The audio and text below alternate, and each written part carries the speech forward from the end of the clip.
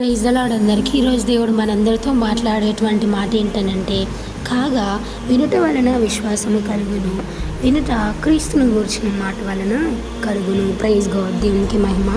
దేవుడు ఈరోజు యొక్క వాక్యం ద్వారా మాట్లాడుతూ ఉన్నారు. అయితే ఈ యొక్క వాక్యంలో ఉన్నటువంటి ఆంతర్యాన్ని మనము గ్రహించడానికి ప్రయత్నిద్దామండి. చూడండి, వినుట వలన విశ్వాసం కలిగిందంట. ఎటువంటి మాటలు? క్రీస్తును గూర్చినటువంటి మాటలు వినడం వలన విశ్వాసం అనేది పెరుగుతుందంట. చూడండి, ఎంత బాగా దేవుడు ఎంత డెప్త్గా పౌలు గారి చేత రాయించారండి.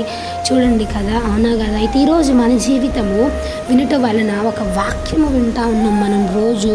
అయితే విన్నటువంటి వాక్యం వలన విశ్వాసం అనేది మనకు కలుగుతుందా?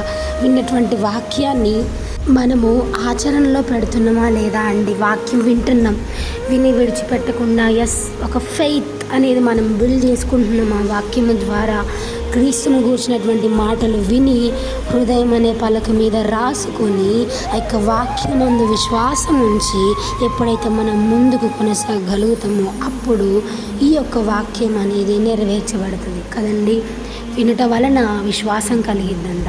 ఎటువంటి మాటలు? క్రీస్తుని కూర్చున్నటువంటి మాటలు వినడం వలన విశ్వాసం కలిగిద్ది. కాబట్టి దేవుని యొక్క మాటలు విని విడిచిపెట్టే వారిలా కాకుండా వాక్యం అందు విశ్వాసం ఉంచి దేవుని మహిమార్థమై దేవుని అందు విశ్వాసం ఉంచి ఆయన యొక్క నీతిని రాజ్యమును వెతికే వారిలాగున్నాం.